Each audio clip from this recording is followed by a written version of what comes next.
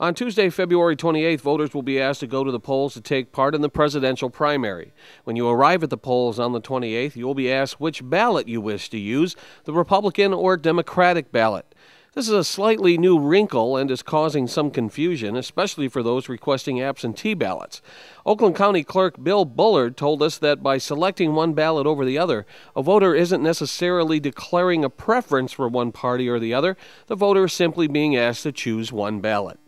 This is different from the August primary elections that people are used to voting in. The system for the February 28th presidential primary was set up by the legislature, but the legislature had to follow national party rules. So the Republican Party nationally does not recognize results of a primary that is a so-called open primary. So they came up with this system in Lansing, and a lot of local clerks are getting absentee ballot applications mailed in, and they don't mark Republican or Democrat. And so we're trying to get the word up about the process so people are knowledgeable, and so that there's going to be less confusion at the polls February 28th.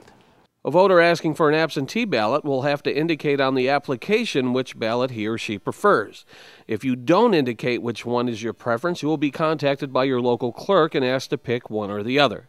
In the past, if a voter split the primary election ballot among Republican and Democratic candidates, that ballot was marked void and not counted. Although 11 Republicans will be on the ballot, only 4 are actively campaigning: Mitt Romney, Newt Gingrich, Rick Santorum, and Ron Paul. On the Democratic ballot, there is only one candidate, President Barack Obama.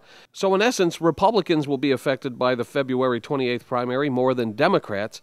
But again, you're not necessarily declaring your party affiliation if you select the Republican ballot. There have been some people telling local clerks, well, I don't want to declare which party I'm in. And then the clerk will explain, well, it's not really declaring a party, but it's which ballot do you want, Republican or Democrat? But a lot of people don't make that distinction. They think, well, that's identifying myself as a Republican, and I don't want to do that. And in that sense, it's the same as the August primary. Right. When you vote in the August primary, you have an option of voting for all Republican candidates or all Democratic candidates, but you can't cross over. Right. So this will be similar, except that you won't have a chance to cross over because you've got all 11 Republican candidates, or if you take a Democratic ballot, you've got Barack Obama and uncommitted. If you need to vote absentee, you have until the Saturday before Election Day to apply for a ballot. Just make sure to deliver the ballot before 8 p.m. on Election Day. If you have any further questions, contact your local clerk for more information. In Pontiac, this is Joe Johnson reporting for ONTV News.